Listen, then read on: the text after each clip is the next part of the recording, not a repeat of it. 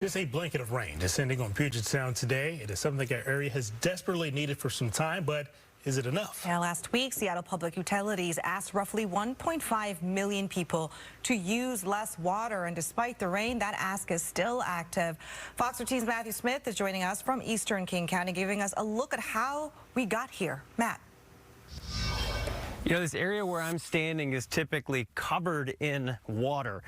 Right now, despite the rain that we had even today, it's not.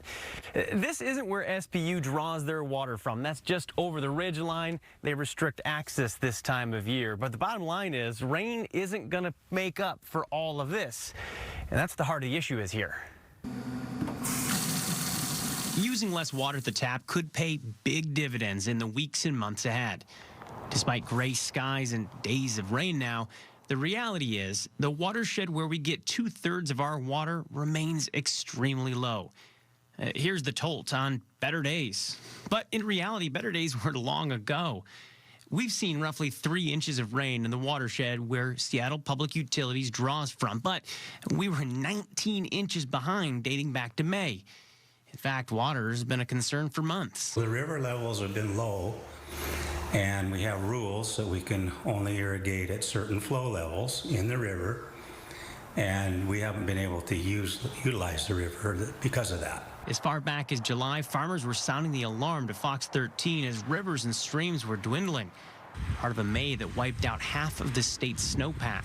Our climate is getting warmer, and our more recent summers have been some of the warmest summers that Washington has experienced going back to 1895, looking at records that NOAA has. The state is even preparing to open grants up to local communities to game plan drought planning, a sign of changing times. You know, our water demand is going to be higher in the summer. We're also going to have less snowpack to work with going into the future.